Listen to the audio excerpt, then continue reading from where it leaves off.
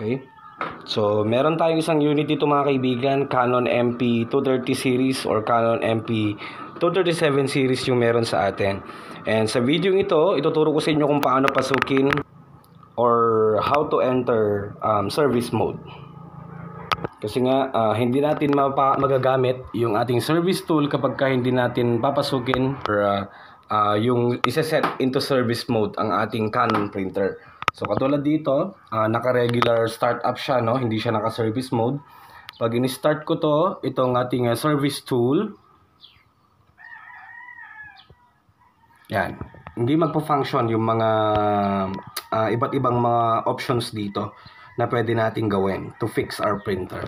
So para mag-function yan, kailangan nating pasukin yung or turn into service mode ang printer na to. So una, i-turn off natin to. Yan, then i-press natin ang stop or reset button. Press lang. Turn on. 1 2 3 4 5. Then bitaw. Para mag-function yan. Hindi sila magpa-function ngayon eh.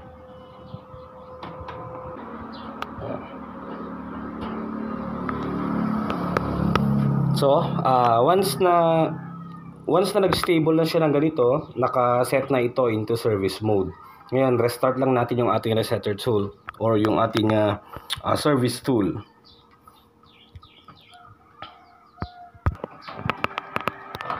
Ayan. So, make sure na naka-plug in din yung ating cable. Then, pag in-start natin to, start. Madedetect na niya yan. Yan, there you go. So, nadetect na rin yung sa atin, MP230 series. And gumagana na rin yung ating mga buttons dito. Such as deep cleaning. Try natin. There you go. Okay. Ganun lang kasimple.